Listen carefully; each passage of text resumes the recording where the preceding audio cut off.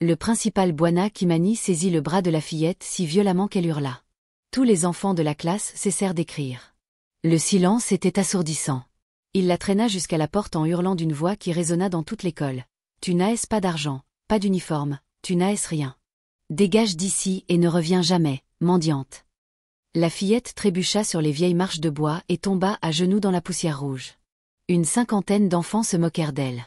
Certains lui crachèrent dessus. Sa robe déchirée se salit encore davantage. Les larmes coulaient sur son visage maigre tandis qu'elle se retournait et voyait la porte de l'école se refermer. Cette porte représentait tout ce qu'elle désirait dans la vie. Et on venait de le lui arracher brutalement. Mais ce qui se passa ensuite, ce qu'elle fit pendant les 20 années qui suivirent, personne ne pouvait l'imaginer. Pas même le principal qui l'avait humilié ce jour-là. Et si vous restez jusqu'à la fin de cette vidéo, vous découvrirez le détail le plus impressionnant de cette histoire, un événement qui a changé non seulement sa vie, mais aussi celle de milliers de personnes.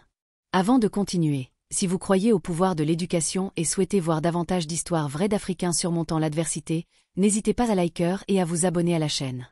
Nous approchons des 1000 abonnés et vous ferez partie de cette incroyable communauté qui valorise les histoires vraies. Mais revenons au début. Suivez-moi pour comprendre comment tout a commencé. Elle s'appelait Nneka Okonkwo. Elle est née en 1987 dans un village appelé Mjebidei, dans le sud-est du Nigeria, dans l'état d'Imo. Son père, Obi, travaillait comme porteur de sacs d'igname au marché local. Sa mère, Adaez, vendait de l'huile de palme au bord de la route. Ensemble, ils gagnaient moins de $15 par mois. Nneka était la 4e d'une famille de 7 enfants.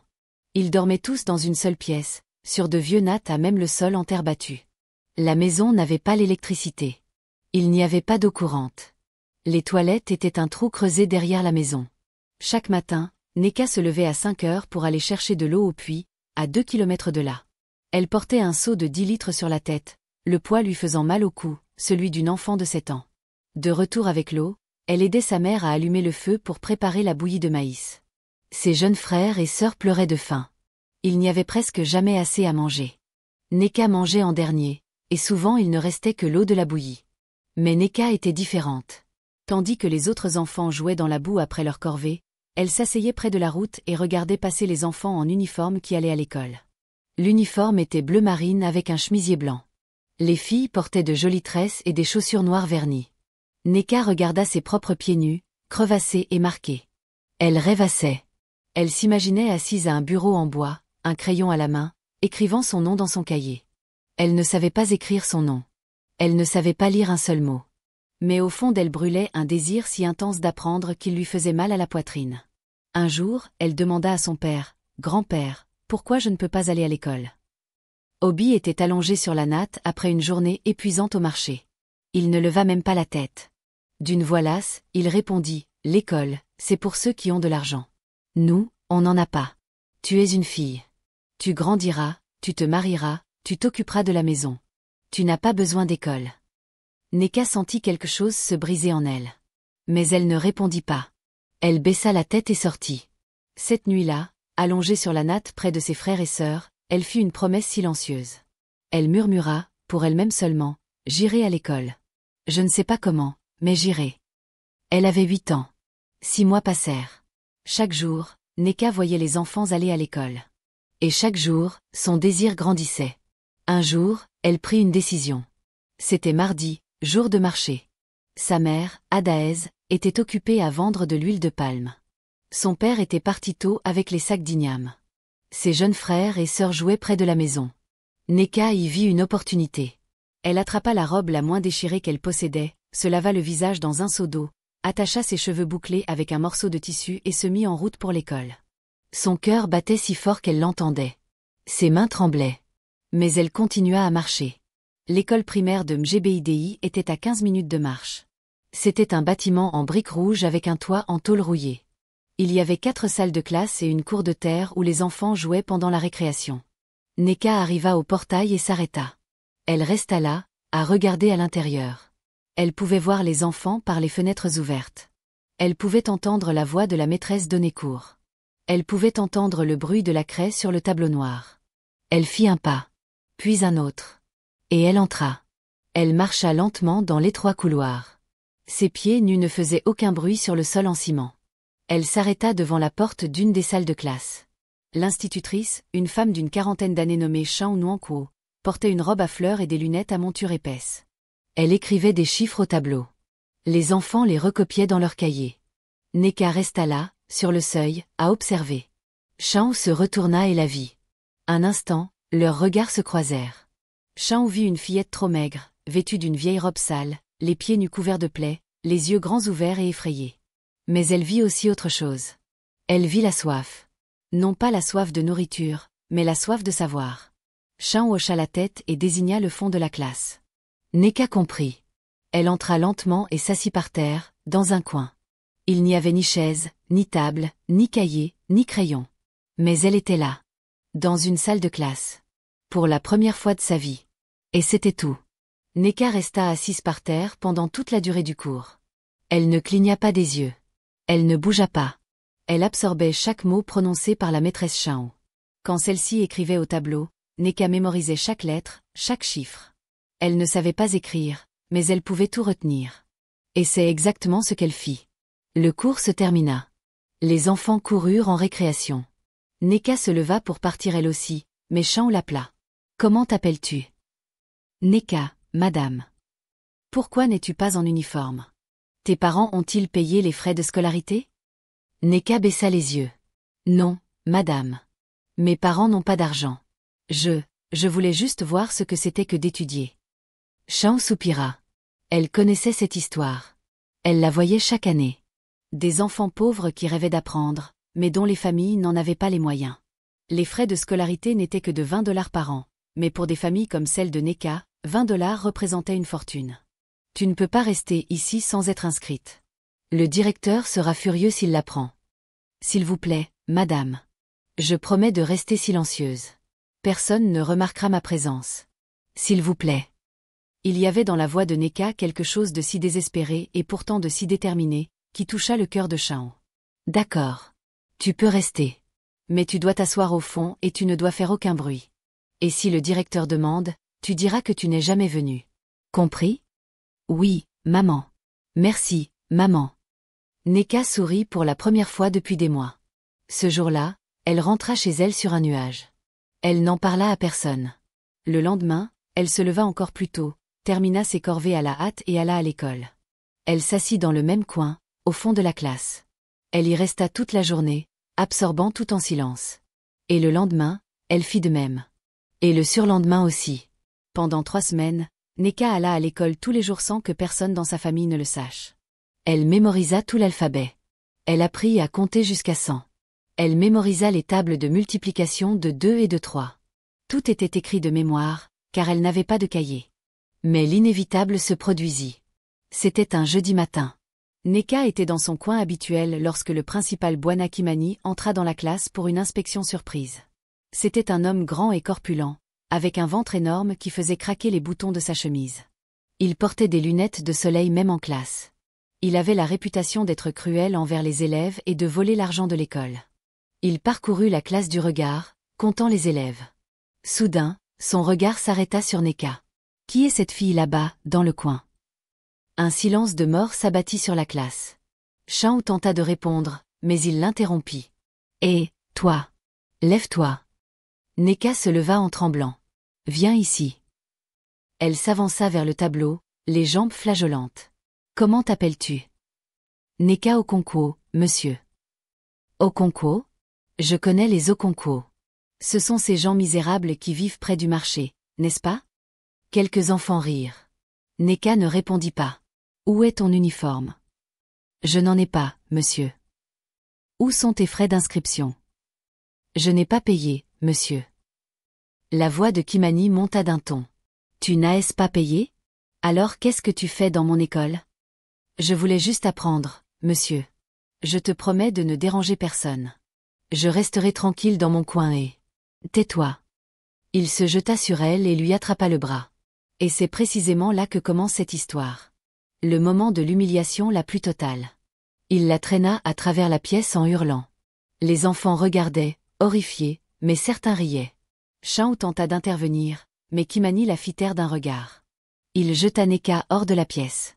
Elle trébucha sur les marches et tomba à genoux dans la poussière rouge. « Tu n'as pas d'argent, pas d'uniforme, rien. Dégage d'ici et ne reviens jamais, mendiante. Neka se releva lentement.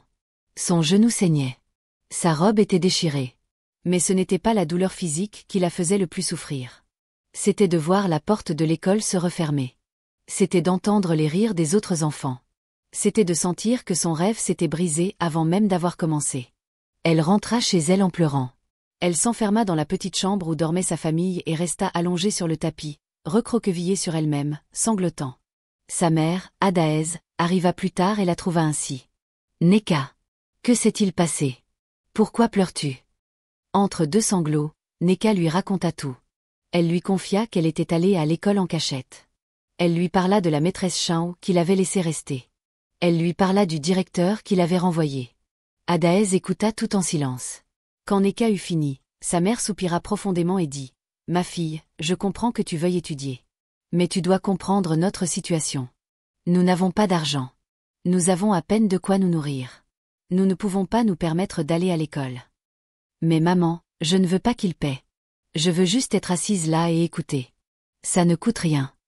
Ce n'est pas comme ça que ça marche, Neka. La vie est injuste. Certains naissent riches, d'autres non. Nous faisons partie de ceux qui n'ont pas eu cette chance. Tu dois l'accepter et aller de l'avant. Je ne l'accepterai jamais. La voix de Neka sortit plus fort qu'elle ne l'aurait voulu. Jamais. Je vais étudier, maman. Je ne sais pas comment, mais j'y arriverai. Adaez regarda sa fille avec un mélange de pitié et d'admiration. Elle se revit jeune. Elle aussi avait rêvé d'une autre vie. Elle aussi avait aspiré à plus. Mais la vie avait brisé ses rêves, un à un, jusqu'à ce qu'il ne reste plus que lassitude et résignation. Elle ne voulait pas que la même chose arrive à Neka. Mais elle ne savait pas non plus comment l'empêcher. Ce soir-là, Obi rentra du marché et entendit l'histoire. Il était furieux. « Tu es allé à l'école sans permission ? Tu as déshonoré notre famille. »« Baba, je voulais juste. Je ne veux pas savoir ce que tu voulais. Tu vas arrêter avec tes histoires d'études, tout de suite. Demain, tu commenceras à travailler avec moi au marché à porter les sacs. Il est temps que tu sois utile à cette famille. » Neka ne répondit pas. Mais cette nuit-là, pendant que tout le monde dormait, elle fit une seconde promesse.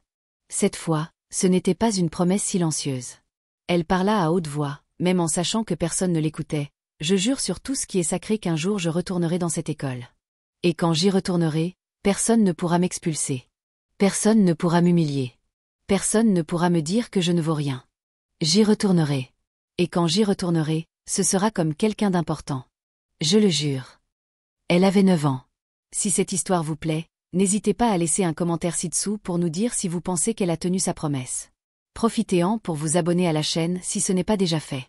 Nous approchons des 1000 abonnés et votre aide est essentielle pour que nous puissions continuer à partager des histoires vraies et inspirantes comme celle-ci. Le lendemain, Neka commença à travailler avec son père au marché. Elle se leva à 4 heures du matin. Elle marcha 5 kilomètres jusqu'au marché central d'Owerri, la ville la plus proche. Elle passa toute la journée à porter des sacs d'igname, de manioc et de maïs sur son dos. Des sacs qui pesaient presque aussi lourds qu'elle. Le soleil lui brûlait la peau. Son dos la faisait tellement souffrir qu'elle avait du mal à dormir la nuit. Ses mains étaient calleuses et douloureuses. Mais le pire n'était pas la douleur physique. Le pire, c'était de voir les autres enfants en uniforme traverser le marché pour aller à l'école. Les voir porter leurs sacs à dos et leurs livres. Les voir rire et parler de leurs cours. Chaque fois que Neka voyait un enfant en uniforme, quelque chose s'éveillait en elle. Un mélange d'envie, de colère et de détermination. Elle repensait à la promesse qu'elle avait faite. Et cette promesse l'avait maintenue en vie. 2 années passèrent ainsi. Neka avait maintenant 11 ans. Elle travaillait au marché 6 jours par semaine. Son corps était plus fort à force de porter autant de poids, mais l'éclat dans ses yeux s'estompait. La pauvreté a une façon cruelle de tuer les rêves. Petit à petit, jour après jour, l'espoir est anéanti par l'épuisement, la faim et l'humiliation constante de ne rien posséder. Neka commençait à baisser les bras. Elle commençait à accepter que ce serait sa vie et qu'elle le serait toujours. Elle pensait passer le reste de ses jours à porter des sacs au marché, épouser un pauvre homme du village, avoir des enfants eux aussi pauvres, et que la misère se perpétuerait de génération en génération. Mais un jour, un événement changea tout. C'était un samedi matin.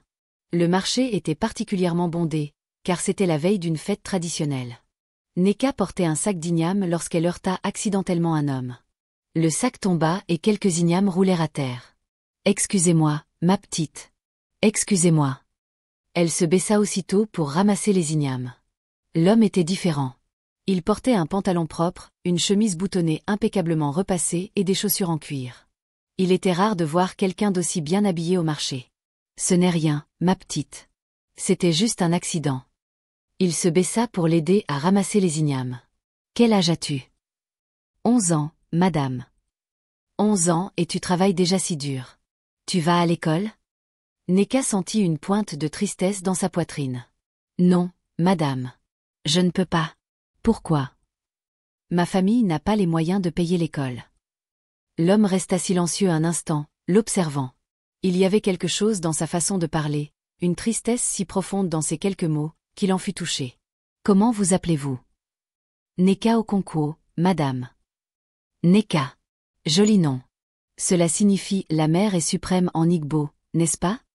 Oui, madame. Je suis Chukwudiez. Je suis le coordinateur d'une ONG qui œuvre pour l'éducation des enfants pauvres. Neka leva brusquement les yeux. Avait-elle bien entendu? Aimeriez-vous étudier, Neka? La question était si absurde, si impossible, si inattendue que Neka ne put répondre. Elle ne put qu'acquiescer, les larmes commençant déjà à couler sur ses joues. Alors allons parler à vos parents. Chukwudi se dirigea vers le coin du marché où se trouvait Obi. Il se présenta et expliqua que son organisation, appelée « Éducation pour tous », offrait des bourses complètes aux enfants issus de familles modestes. Il prenait tout en charge, inscription, uniforme, fournitures scolaires, même le déjeuner. La seule condition était que l'enfant se consacre à ses études. Obi était méfiant. « Pourquoi faites-vous cela? Que attendez-vous en retour? » Nous ne voulons rien en retour. Nous voulons simplement donner leur chance à des enfants talentueux qui n'en ont pas les moyens. Votre fille semble intelligente. Elle mérite une chance. Mais j'ai besoin qu'elle travaille ici. Si elle va à l'école, je perdrai une journée de travail. Je comprends. Mais pensez à l'avenir. Si elle étudie, un jour elle pourra avoir un meilleur travail et vraiment aider sa famille. Si elle continue à porter des sacs, elle restera pauvre toute sa vie. Cela paraissait logique même à Obi, qui avait une vue limitée. Il regarda Neka, qui se tenait là, les mains jointes comme en prière. Très bien. Elle peut y aller. Neka faillit s'évanouir de joie. 2 semaines plus tard, elle était de retour à l'école primaire de Mgbidi. Mais cette fois, c'était différent. Elle avait un nouvel uniforme. Elle avait des chaussures. Elle avait un sac à dos rempli de cahiers et de crayons. Et elle avait obtenu une bourse complète qui garantissait qu'on ne pourrait plus jamais l'expulser. En franchissant le portail de l'école le premier jour, elle passa exactement à l'endroit où elle était tombée dans la poussière 2 ans auparavant. Elle s'arrêta un instant, regarda la marque encore visible au sol et sentit une force immense monter en elle. Ce n'était pas de la colère. C'était de la détermination. Elle entra dans la classe. C'était la même classe où elle avait été humiliée. Certains des enfants qui s'étaient moqués d'elle étaient là. Et au fond de la classe, dans le même coin où elle s'asseyait par terre, il y avait maintenant un bureau vide. Neka s'approcha et s'assit. L'institutrice Chao, qui enseignait toujours dans cette classe, sourit en la voyant. « Bienvenue, Neka. »« Merci, maman. » Et voici un détail incroyable. Un détail qui a complètement changé le cours de cette histoire et qui n'a été révélé que des années plus tard. Neka ouvrit son premier cahier. Elle prit un crayon. Et elle commença à écrire son nom. Neka Okonkwo. C'étaient les premières lettres qu'elle ait jamais écrites. Sa main tremblait légèrement. Les lettres étaient de travers. Mais elle écrivait. Et quand elle eut fini, elle le regarda, les larmes aux yeux. Parce que pour la première fois de sa vie, elle existait sur le papier. Elle avait un nom écrit. Elle était réelle. Mais ce qui se passa dans les mois qui suivirent dépassa toutes les espérances. Neka n'était pas seulement une élève assidue. Elle était obsédée. Elle se levait à 4 heures du matin pour étudier avant d'aller à l'école. Pendant la récréation, pendant que les autres enfants jouaient, elle restait éveillée à lire. Après les cours, elle rentrait chez elle, faisait rapidement ses corvées et passait toute la nuit à étudier à la lueur d'une lampe à pétrole. Sa mère, Adaez, s'inquiétait. « Tu vas tomber malade. Tu dois dormir. »« Maman, je dormirai plus tard.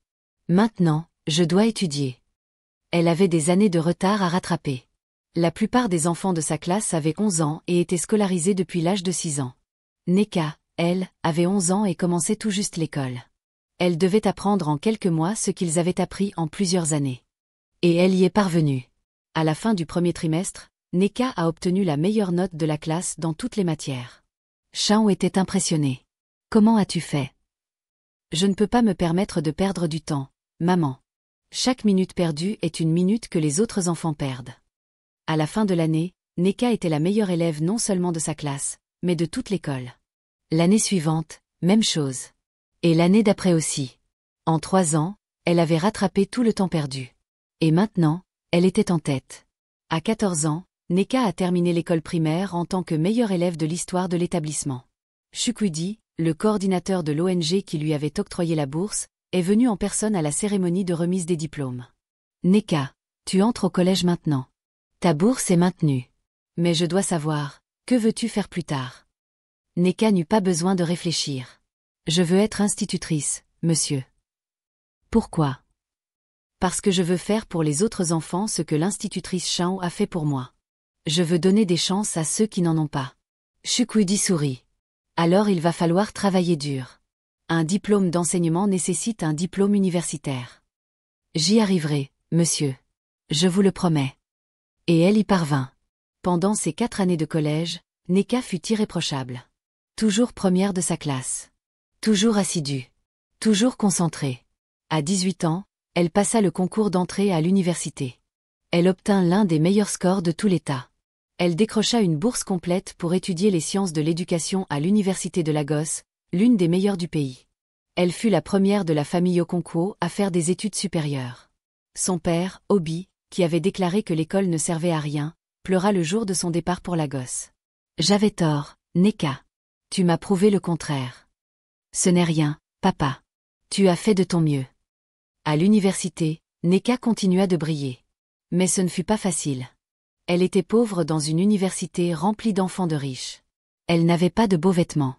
Elle n'avait pas d'argent pour sortir avec ses camarades. Elle ne mangeait qu'un seul repas par jour pour économiser. Elle vivait dans une minuscule chambre qu'elle partageait avec 3 autres étudiants. Mais cela lui importait peu. Elle avait un objectif. Et rien ne la détournerait de cet objectif. À 22 ans, Neka obtint son diplôme en sciences de l'éducation avec les félicitations du jury. Elle fut choisie comme major de sa promotion. Le jour de la remise des diplômes, elle se tint sur scène devant des centaines de personnes. Elle portait sa toque et sa toque noire. Elle tenait son diplôme entre ses mains. Et pour la première fois depuis des années, elle se souvint de cette fillette de 9 ans, pieds nus et en robe déchirée, tombant dans la poussière rouge après avoir été renvoyée de l'école. Elle se souvint de la promesse qu'elle avait faite ce soir-là. Et elle sourit. Car elle savait que ce n'était que le début. Après avoir obtenu son diplôme, Neka commença à travailler comme enseignante dans une école publique de Lagos. Le salaire était faible, mais cela ne la dérangeait pas. Elle adorait enseigner. Elle voyait dans les yeux de ses élèves la même soif de réussite qu'elle avait ressentie. Et elle se consacra tout particulièrement aux plus pauvres, à ceux qui arrivaient sans matériel, à ceux qui rencontraient des difficultés. Elle comprenait leur combat mieux que quiconque. Mais Neka voulait plus. Elle voulait changer le système. Être une bonne enseignante ne lui suffisait pas. Elle avait besoin d'être en position de prendre des décisions qui auraient un impact sur des centaines, des milliers d'enfants. Alors elle fit une autre promesse. Je serai directrice d'école. Les gens rirent quand elle annonça cela. Directrice? Vous êtes trop jeune. Vous n'avez pas de relation. Vous n'avez pas d'argent pour corrompre ce qu'il faut. Comment comptez-vous devenir directrice? Je serai tellement douée qu'ils n'auront d'autre choix que de me promouvoir. Et c'est exactement ce qu'elle fit. Pendant les 8 années suivantes, Neka devint l'une des meilleures enseignantes de la région. Ses classes affichaient toujours les meilleurs résultats. Ses élèves remportaient des concours scolaires. Elle créa des projets novateurs. Elle obtint des dons pour l'école. Elle s'engagea bénévolement dans des programmes communautaires. Elle décrocha 2 masters, l'un en sciences de l'éducation et l'autre en administration scolaire. Elle étudiait le soir après avoir enseigné toute la journée. Elle ne dormait que 4 heures par nuit. Mais elle ne s'arrêta pas là. À 30 ans, Neka fut promue directrice adjointe d'un lycée de Lagos. 2 ans plus tard, elle devint directrice. Elle avait réussi. Mais ce n'était pas encore suffisant. Car il y avait une école en particulier où elle rêvait d'être. Une école qu'elle n'avait jamais oubliée. L'école primaire de Mjebidei. L'école où elle avait été humiliée. L'école où elle avait fait une promesse. Pendant toutes ces années, Neka n'a jamais cessé de penser à cette école. Elle retournait à Mjebidei une fois par an pour rendre visite à sa famille. Et elle passait toujours devant l'école. Elle constatait que la situation se dégradait de plus en plus. Le bâtiment tombait en ruine. Il y avait une pénurie d'enseignants. Les enfants n'avaient pas de livres. Le taux de réussite était catastrophique.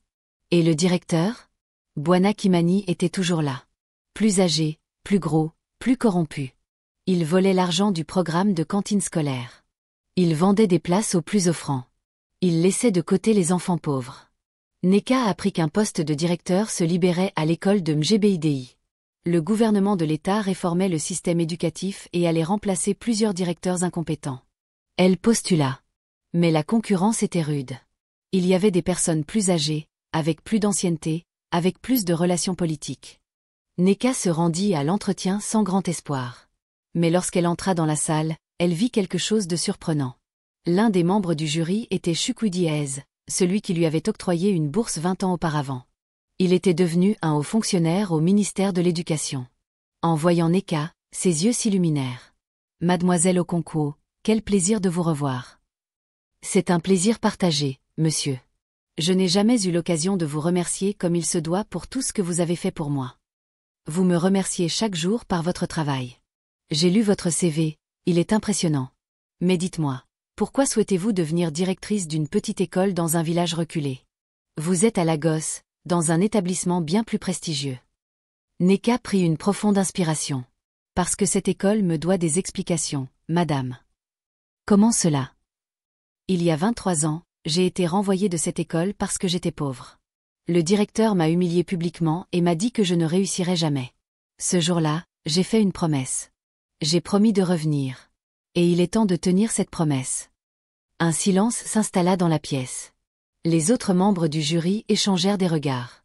Chukwudi sourit. « Le poste est pour vous, mademoiselle Okonkwo. » 3 mois plus tard, un lundi matin, une voiture officielle du ministère de l'Éducation s'arrêta devant l'école primaire de Mjebeydi.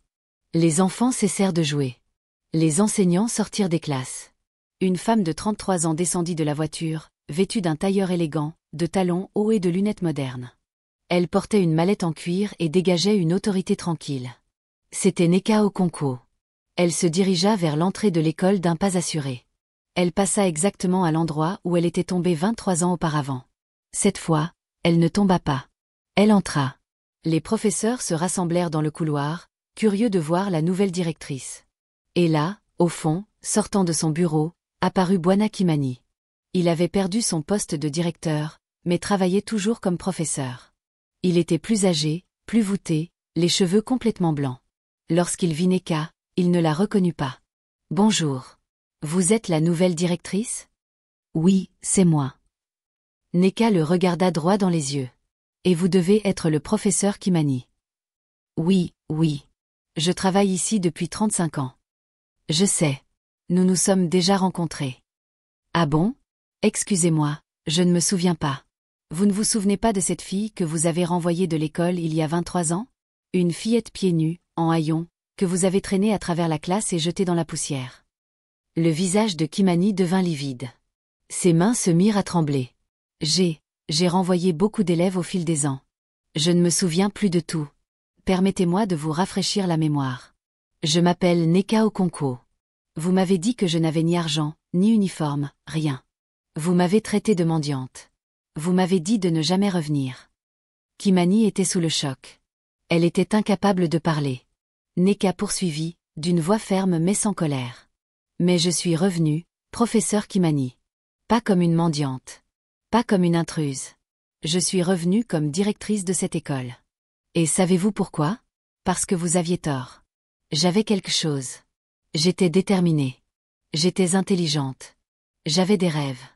Et ces choses-là valent plus que tout l'argent du monde. » Elle marqua une pause et observa les enseignants qui la regardaient en silence. « À partir d'aujourd'hui, cette école va changer.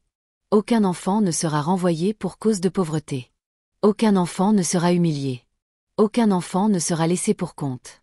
Peu m'importe s'ils arrivent pieds nus, en haillons, affamés. Ils seront accueillis. Ils seront respectés. Ils auront la chance que j'ai failli ne pas avoir. » Les enseignants se mirent à applaudir. Certains avaient les larmes aux yeux. Chao, l'enseignante qui avait aidé Neka des années auparavant, était là. Elle s'approcha et la prit dans ses bras. « J'ai toujours su que tu reviendrais. J'ai toujours su que tu étais spécial. Merci d'avoir cru en moi quand personne d'autre ne le faisait, MMA. Kimani resta là, effondré. Son arrogance avait complètement disparu. Il s'approcha de Neka, la tête baissée. Directeur au concours. Je m'excuse pour ce que j'ai fait. J'ai eu tort. Complètement tort. S'il y a quoi que ce soit que je puisse faire pour me racheter. Neka le regarda longuement. Elle aurait pu ressentir de la colère, chercher à se venger, l'humilier comme il l'avait fait. Mais elle choisit une autre voie. Professeur Kimani, vous pouvez vous racheter en étant un meilleur enseignant. En traitant chaque enfant avec dignité. En voyant du potentiel là où d'autres ne voient que la pauvreté. Voilà ce que vous pouvez faire. Kimani hocha la tête, incapable de la regarder dans les yeux. Neka réunit tous les enseignants et le personnel de l'école cet après-midi-là. Je sais que cette école a rencontré de nombreux problèmes. Manque de ressources, manque d'infrastructures, mauvais résultats scolaires. Mais je ne suis pas venu ici pour pointer du doigt. Je suis venu pour trouver des solutions. Et j'aurai besoin de l'aide de tous. Au cours des mois suivants, Neka travailla sans relâche. Elle utilisa ses relations à Lagos pour obtenir des dons de livres et de fournitures scolaires. Créer un système de sacs pour les familles les plus pauvres. Former des professeurs dans de nouvelles méthodes d'enseignement. Et le plus important, elle a ouvert des portes d'école pour tous les enfants de l'école, sans exception. Plus de résistance. Certains pays ne veulent pas que leurs fils étudient au niveau des enfants pauvres. Me filo vao pe gardo ansa dessa criança suja. Neka a répondu par l'entreprise. Alors vos fils peuvent être à l'extérieur de l'école. Ici, tous les enfants sont iguais. Certains professeurs réclament que les enfants pauvres atrasavam ou le rythme des olas. Hélas nao consguem accompagnar. Thème deficiencia de aprendizado. Neka os confrontu. Ils n'ont pas de déficience d'apprentissage. Ils ont des déficiences d'opportunité. Et notre travail est compensé par cela. Elle a crié au renforcement pendant une période tardive pour les enfants qui sont en retard. Elle-même donnait ses cours, même en étant directrice.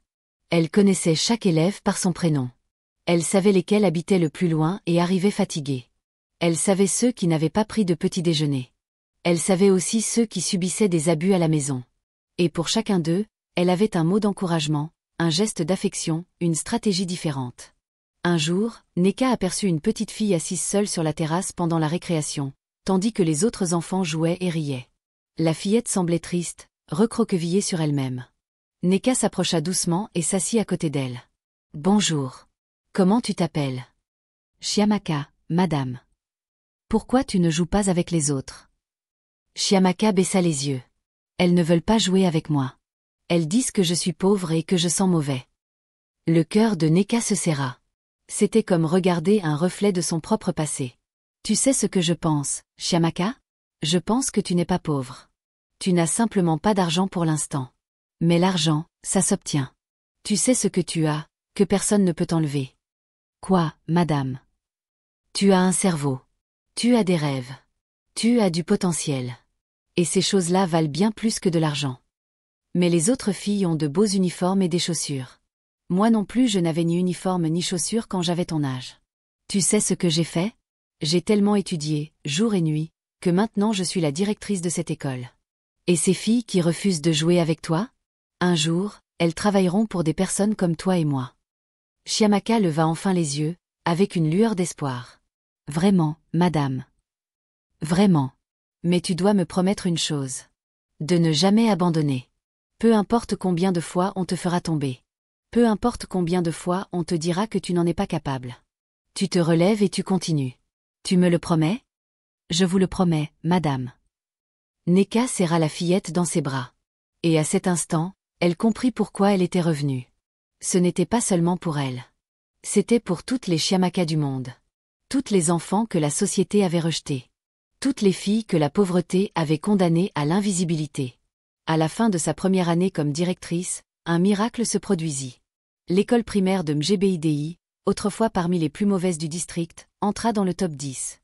Les enfants apprenaient. Ils réussissaient leurs examens.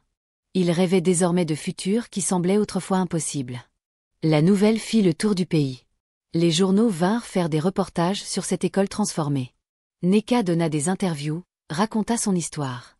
Et un phénomène encore plus incroyable suivit. Des enfants des villages voisins commencèrent à venir étudier à Mjebidei. Les parents faisaient marcher leur fille plusieurs kilomètres chaque jour, parce qu'ils savaient que dans cette école, elle serait respectée. L'école devint surpeuplée. Il n'y avait plus de place pour tous les élèves. Alors Neka fit ce qu'elle faisait toujours face à un problème. Elle trouva une solution. Elle écrivit une proposition au ministère de l'Éducation pour obtenir des fonds afin d'agrandir l'école. Mais ce n'était pas une simple proposition technique. C'était une lettre pleine d'émotions, racontant l'histoire de chaque enfant laissé de côté, montrant tout le potentiel gâché. Et si cette histoire te touche autant qu'elle me touche à chaque fois que je la raconte, laisse un commentaire ci-dessous pour dire quelle partie t'a le plus ému. Et surtout, abonne-toi maintenant, parce que nous sommes si proches d'atteindre les 1000 abonnés, et tu feras partie d'une communauté qui croit que chaque enfant mérite une chance. La proposition de Neka fut acceptée. Le gouvernement débloqua des fonds pour construire 4 nouvelles salles de classe, une bibliothèque et une cantine. Les travaux durèrent 1 an. Et quand tout fut terminé, l'école de Mjbidi pouvait accueillir 300 élèves, 3 fois plus qu'avant. Mais Neka ne s'arrêta pas là.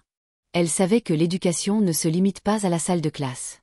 Elle lança un programme de visite à domicile, où les professeurs allaient chez les élèves pour comprendre leur réalité. Beaucoup de professeurs protestèrent.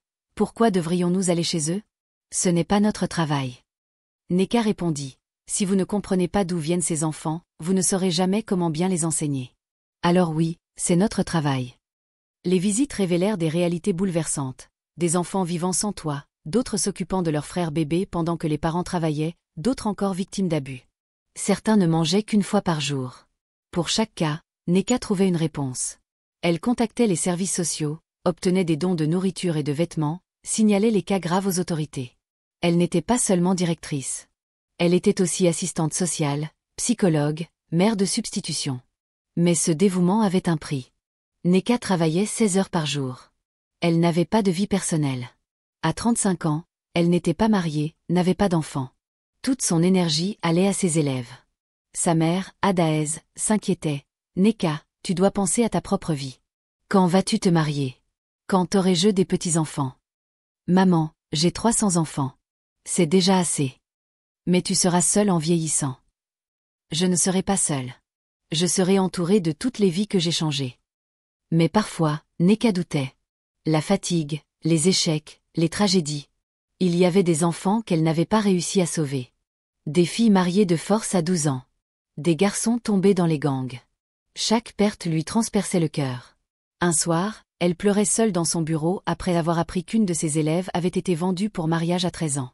C'est alors qu'elle entendit frapper. Entrez. C'était Chiamaka, la petite fille qu'elle avait trouvée seule dans la cour, des années auparavant. Elle avait maintenant 12 ans, l'une des meilleures élèves. « Madame, vous allez bien? » « Oui, juste une journée difficile. J'ai entendu pour Adana, le mariage. » Chiamaka s'assit à côté d'elle. « Madame, je sais que vous êtes triste parce que vous n'avez pas pu la sauver. Mais je veux que vous sachiez une chose. Vous m'avez sauvée, moi. Vous avez sauvé des dizaines d'autres filles. Et si vous abandonnez maintenant, qui sauvera les prochaines? » Neka regarda cet enfant avec sagesse d'adulte. « Quand es-tu devenue si sage? » « J'ai appris de la meilleure professeure du monde. » Ces mots redonnèrent à Neka la force de continuer. Elle lança alors un programme pour les filles, abordant les droits humains, la santé, l'autonomie économique. Elle réunit les parents pour parler des dangers du mariage précoce. Certains furent hostiles. Elle reçut même des menaces. « Tu corromps nos filles. Arrête ou tu le paieras. » Mais Neka n'arrêta pas. Parce qu'elle savait qu'elle se battait pour la justice. Peu à peu, les mentalités changèrent. Les familles laissèrent leurs filles poursuivre leurs études. Le taux de mariage d'enfants chuta drastiquement. Les filles commencèrent à rêver de devenir médecins, ingénieurs, avocates, entrepreneurs.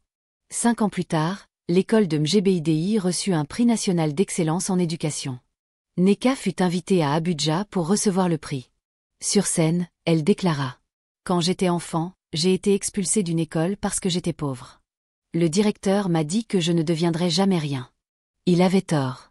Et aujourd'hui, je dis à toutes les enfants pauvres, vous valez quelque chose. Vous avez du potentiel. Continuez à rêver. Continuez à vous battre. Un jour, vous reviendrez par cette porte, et personne ne pourra vous arrêter. » La salle se leva, l'applaudissant pendant 5 minutes. Des larmes coulaient sur de nombreux visages. Après la cérémonie, une femme élégante s'approcha. « Madame Okonkwo, je m'appelle Zainab Musa. Je suis PDG d'une entreprise technologique à Lagos. Et je voulais vous remercier. Me remercier? Mais je ne vous connais pas. Vous ne me connaissez pas. Mais il y a 15 ans, vous êtes venu parler dans mon école. Votre histoire a changé ma vie. J'étais pauvre, je voulais abandonner. Après vous avoir écouté, j'ai décidé de continuer. Et aujourd'hui, j'emploie 50 personnes. Grâce à vous. Neka resta sans voix. Elle ne se souvenait même plus de cette conférence. Mais elle comprit alors, l'impact de ses actes allait bien au-delà de ce qu'elle pouvait voir. Cette nuit-là, à l'hôtel, elle repensa à son parcours, de la fillette pieds nus dans la poussière à la directrice récompensée. Elle pensa à tous ceux qui l'avaient aidée, Chao, Chukwudi, sa mère Adaez. Et à toutes les vies qu'elle avait changées. Mais le travail n'était pas fini. Elle créa alors la fondation Éducation sans frontières, destinée à transformer les écoles rurales de tout le pays. En 5 ans, 20 écoles furent rénovées. Des milliers d'enfants eurent accès à une éducation digne. Un jour, l'un de ses anciens élèves revint, Emeka, devenu docteur. « Madame, vous avez changé ma vie. C'est à mon tour maintenant. » Neka pleura. Parce que c'était exactement cela qu'elle avait voulu, créer un cercle vertueux. Mais un matin, elle s'effondra, crise cardiaque. Trop de stress, trop de travail. Les médecins lui dirent, « Si vous continuez ainsi, vous ne tiendrez pas 5 ans. » Elle dut ralentir, déléguer, faire confiance. Et c'est à ce moment-là qu'elle rencontra Obina, un ingénieur. Ils se marièrent à 40 ans. Sa mère pleura de joie. « Tu as mis le temps, ma fille, mais tu as changé le monde. » Neka n'eut pas d'enfant biologique, mais elle disait toujours. « J'ai des milliers d'enfants. Chaque élève que j'ai aidé est mon enfant. » Aujourd'hui, 15 ans après son retour à Mgbidi, la fondation agit dans 12 États et a touché plus de 50 000 enfants. La vice-directrice de son école? Chiamaka, la petite fille autrefois rejetée. Le cercle est complet. Et un jour, l'ancien directeur, Bwana Kimani, demanda à lui parler avant de mourir. « Ce que je t'ai fait était impardonnable. Je m'en veux chaque jour. Je vous ai pardonné depuis longtemps. Parce que garder la haine m'aurait détruite. » Aux funérailles, Neka était présente. Non par obligation, mais par choix. Parce qu'elle avait appris que pardonner, c'est se libérer du passé. 3 ans plus tard, en classant de vieux dossiers, elle découvrit un document, sa propre expulsion de 1996, avec une note manuscrite ajoutée après. Cet enfant montrait un potentiel exceptionnel. Professeur Chao avait recommandé une bourse. Refusée. Lamentable. Chao confirma l'histoire. Et révéla que, comme Neka, elle aussi avait été expulsée dans son enfance. Tu n'es pas la première, Neka. Tu n'es pas la dernière. Mais tu as transformé ta douleur en mission. C'est cela qui fait les vrais vainqueurs. Alors Neka comprit. Elle faisait partie d'une lignée de femmes africaines indestructibles. Des femmes tombées, mais relevées. Des rejetées devenues des héroïnes. Et quelque part, en ce moment même, une fillette africaine est rejetée par une école. Mais en elle brûle une flamme. Et un jour, elle reviendra. Et elle changera tout. C'est l'histoire de Neka Okonkwo, de la poussière à la gloire, de l'humiliation à la transformation. Et la leçon, c'est ceci. Ton pire moment ne te définit pas. Ce qui te définit, c'est ce que tu fais après. Tu peux laisser la douleur te briser, ou tu peux en faire ton moteur. Neka a choisi la seconde voie, et grâce à elle, des milliers de vies ont changé. Si cette histoire t'a inspiré, laisse un commentaire pour dire ce qui t'a le plus touché. Partage cette vidéo avec quelqu'un qui a besoin d'espérance. Et abonne-toi maintenant, parce que nous sommes si proches d'atteindre les 1000 abonnés.